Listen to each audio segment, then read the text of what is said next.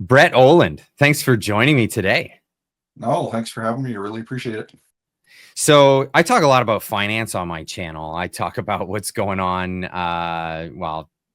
what's happening globally. I think we're seeing a lot of recession stuff happening. We're seeing a lot of people insecure in the dollar, and that kind of gets into what it is that you do. Tell me a bit about what it is that you do.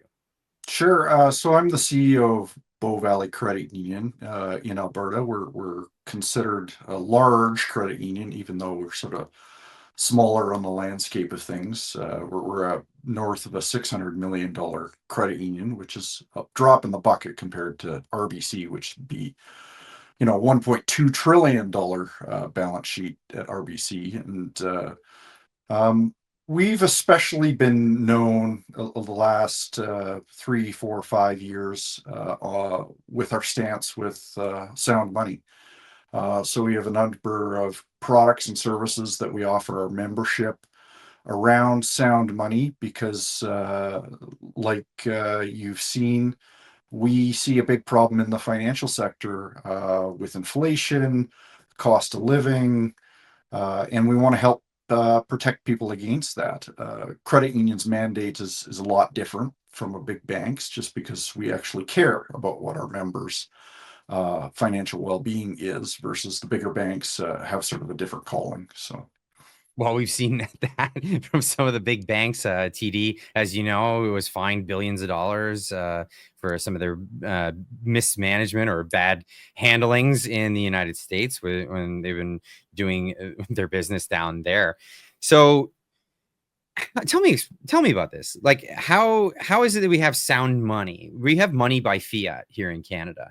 We've gotten rid of the gold standard. I think we don't have any more gold holdings at all No, we anymore. sold it all in 2016. So yeah, that's It's gone. it's all it's all gone. Thanks, Mark Carney. He was actually the final guy, the final salesman.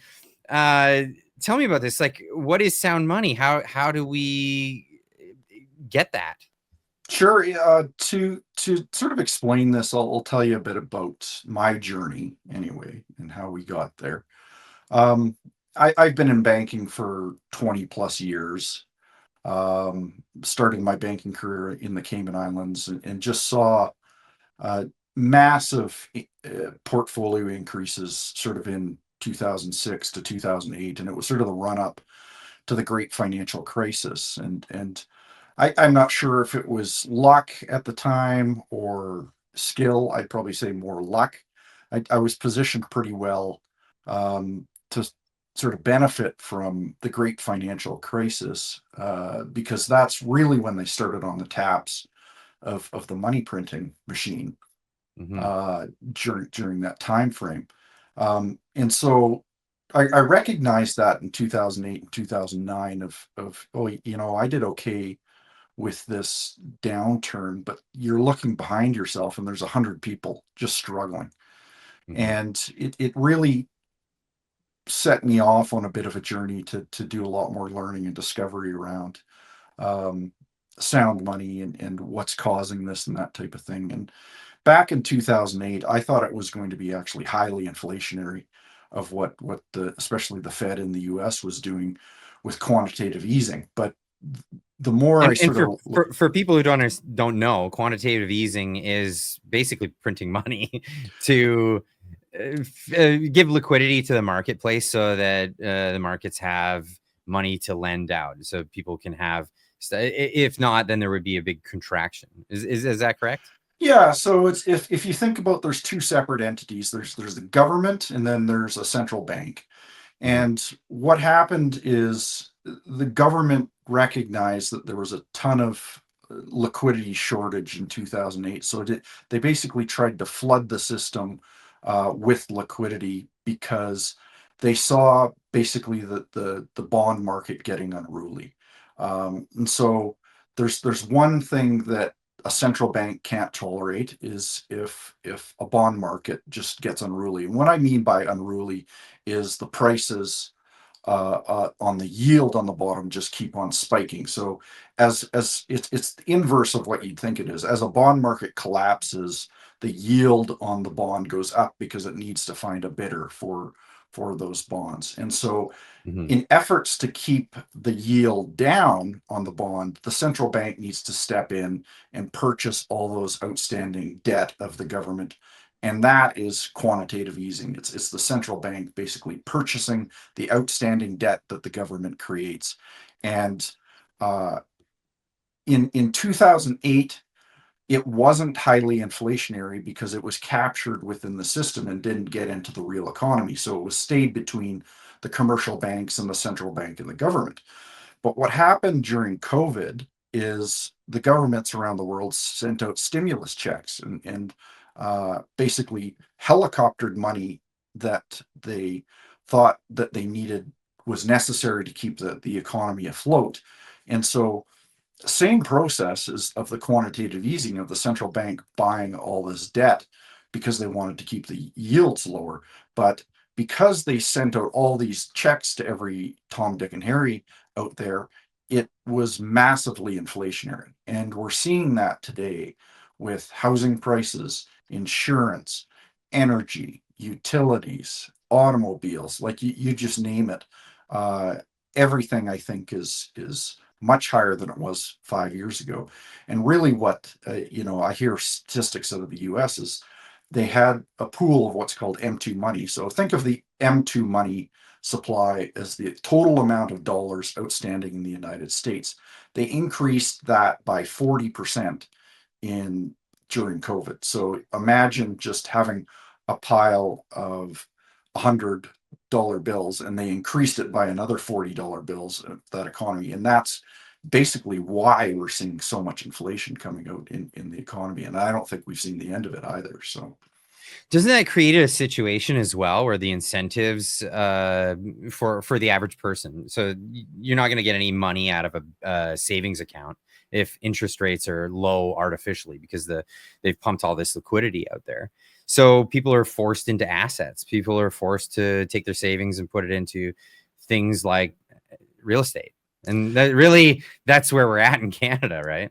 yeah, and people inherently, whether they recognize it or not, they know that they're not getting a return on their savings account. So what they do is they nominate to put themselves higher out on the risk curve. So exactly what you're talking about.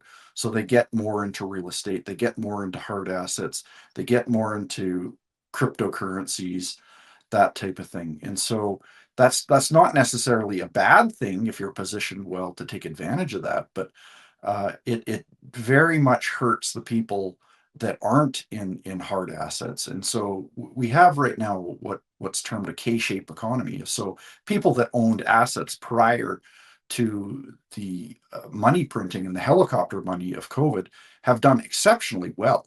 And that's why I think majority of baby boomers voted for Mark Carney in this last election because they're looking at the economy and going, "What's wrong? There's no problem here. I'm doing great. My stock market's doing great. My portfolio is doing great. My housing has never been worth more."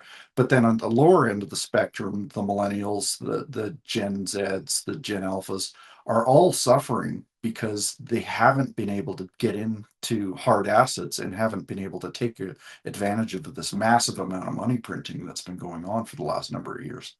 Yeah, and people in the rental markets are really suffering. I mean, I have a situation where I can no longer afford to live in the town that I'm in. Yeah, Had a landlord say you got to move out, so we had to move out, and rents are just astronomically overpriced anymore because they're reflective of the real estate prices, and we're looking to have to move elsewhere. We just yeah. beautiful town, Squamish, British Columbia used to be a little logging town. And a lot of people would come here because it was more affordable than Vancouver or some of the lower mainland. Completely priced out now. It even the renting market is just ridiculous. You can't do it. Yeah, yeah, and it's exacerbated by the amount of immigration that Canada has had. And not that I'm against immigration, I believe in immigration, but the thing is, Mhm. when you completely overrun the market and saturate the market to sort of overtake education and healthcare and the job market, what happens is prices can't rise on salaries as quickly as the prices that rise in assets. So Mhm. in normal circumstances, your pay and the work that you do would rise because the inflation has happened. But because we've had so much immigration into the country as of late, it's keeping those prices suppressed. And so it's not keeping up with inflation. And we've seen this over the past 50 years. It's just hasn't been as stark as it has been in the last 5 years. So So what is sound money then? How can people get into like we do everything by fiat nowadays. So what is sound money? How is it backed by anything tangible? so yeah, let's just back it up a little bit. What is Mhm. actually fiat? And when we say fiat currency, I'm not sure how familiar people that watch your channel are of this, but it's basically the money that a government produces is fiat money. And it's important to understand how we got to fiat money. So fiat money is basically backed up by nothing. It's backed up by a government promise. Um, Prior to fiat money, probably the closest thing to a backed dollar was the U.S. dollar, but they detached the U.S. dollar from gold in 1971. Mhm. And ever since we've been living on what's called the petrodollar system, but that's sort of a different conversation. That's So, when we all became Keynesians, right? That was Nixon that coined that one. well, yeah, exactly, and that's Keynesianism economics is finally coming home to roost, and that's really of what the heart of it is I'm more or less an Austrian economics if I had a definition to put myself, even though I'm not a classically trained economics person or anything like that, but I sort of recognize history and what happens there. And so the big difference between fiat and sound money is actually backed up by a hard asset. The most recently in the US, like I said, with gold. And so effectively what we're trying to do at Bow Valley Credit Union is introduce this concept of pushing people back down that linear timeline from fiat money back to more of a standard of that's backed up by actual hard assets. We're using gold, silver, and Bitcoin to be able to do it. So we facilitate people to transaction very easily into gold, silver, and Bitcoin. You can do it for as little as 52 cents for a hundredth of an ounce of silver, or $50 for a hundredth of an ounce of gold, or whatever a Satoshi breaks down to. You can do it as little as that, and effectively what we're trying to do is encourage people to at least consider getting into some of these accounts and protect themselves against what we see as another massive inflationary wave coming our way. So I've been a big proponent of people buying precious metals, getting themselves into other different assets that are hedges against inflation. I mean, Mhm. historically, that's a really a hedge. You're not investing in something that you think is going to explode, but if the dollar goes down, you'll maintain your value of what the money that you had when you invested. So how is this different from just buying gold and keeping it in your house? Well, no, we're big proponents of that as well, and we facilitate that. And with our partner Silver Gold Bull, we can offer discounts for people to be able to do that. But specifically around gold and silver, we have what's called an e-metals account, and so you can buy fractional pieces of gold for probably the lowest premiums that you'll ever see. So your channel might recognize that an ounce of gold or silver has a higher premium on it when you're just buying it from your typical retail provider. Mhm. Anywhere in the north of 3% on gold and 15% on silver. With this e-metals account, buying fractional pieces of it, you can actually take advantage of volume discounts. So our partner Silver Gold Bull buys 1,000 ounce bars of silver and 400 ounce bars of gold. And so the premiums are much, much lower on those larger amounts of gold. And so it's basically using a bit of blockchain technology. So you own a portion of that 1,000 ounce bar of silver, or that 400 ounce bar of gold. And With an e-metals account that's directly linked to your Bow Valley Credit Union account, you can facilitate transactions within seconds. And so basically you have your store value, which is in your gold and silver, and you have your actual checking or savings account, and you can move it over seamlessly and buy a cup of coffee if you wanted to with the lowest premiums possible. So Wow. much, That's much different model than say something like your traditional banking system. right. So this is less about getting into savings. This is more about like if something were to happen overnight, you're protected. Your value of what you're what money you have in your bank account is protected there based on Mm. that. And then what? How does that work? So the value of your your nominal bank account number would go up or down and fluctuate with the market. Is that how Well, that works? think of it this way. So it's you have your checking account, you have your savings account, and then you have your e-metals account. And so your Mhm. e-metals account can be a combination of gold and silver within it. So as the price of gold and silver rises, it basically just rises within your account, and then you can transact it over to fiat currency again, which is in your checking or savings account.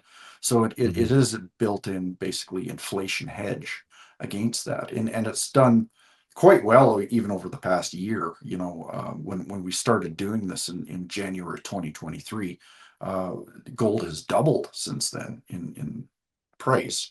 And Yes. I would my opinion is I would expect it to continue to increase as we continue to see inflation. So the idea is not to put every red cent into precious metals, gold and silver, but the idea is to make it easy for people to transact back and forth and facilitate against it.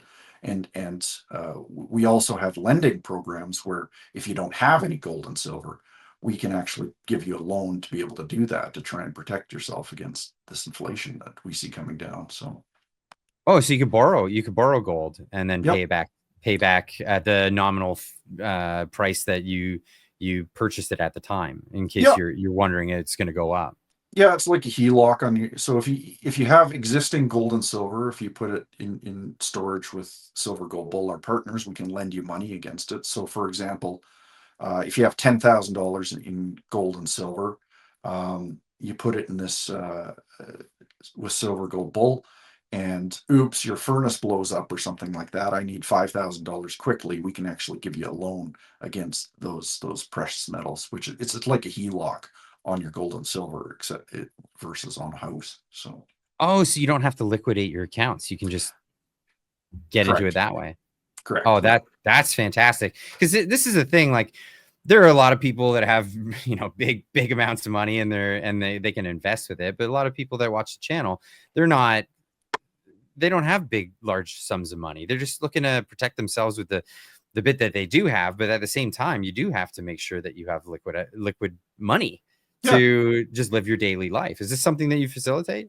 Oh yeah, no, absolutely. So we have a regular checking and savings account, and you maybe have $5 left over at the end of the month or whatever it is. You can just transfer it into your e-metals account and watch it grow from there. So, So where do people get into this? How do people contact you guys? well, we're exclusive to Alberta just because we're an Alberta regulated financial institution. So you just go to our Bow Valley Credit Union website and sign up. And people from Alberta, it takes as little as 5 minutes to sign up personally.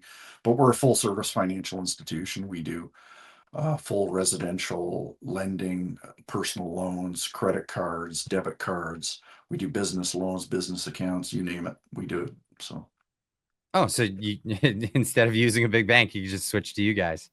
yeah, that's exactly it. And we're membership based versus banks that are shareholder based. So, like I said before, we actually care about what our members do and how they're doing throughout their lives. And so we have a vested interest that they're doing well versus the banks that are just mainly concerned about profit.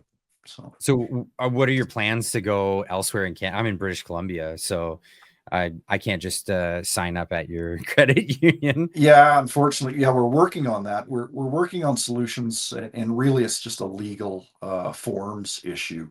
And so, once we have the legal forms to be able to help people in other the provinces, and as long as you're comfortable with doing most of your banking remotely, we can help people across Canada. Oh, so yeah, I could sign up tomorrow with you guys, even though I'm in a different province. Yeah, once we get these legal forms straight squared away, and if you ever needed access to cash, we have the credit union network, and you can just go to a credit union ATM, take out cash, deposit a check, pay a bill, whatever you want. So we can facilitate things that way, and it's a ding-free service, is what it's called. So you don't get charged to take money out and deposit checks in a different province. So.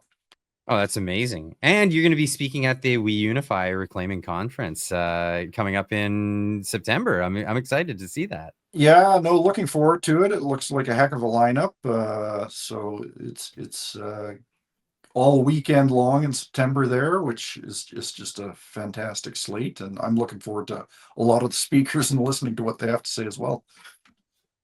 Oh, absolutely. I'll be speaking at the event. You'll be speaking at the event. There's a bunch of us lined up for that. So definitely looking forward to that. And getting more of your Austrian school economics ideas.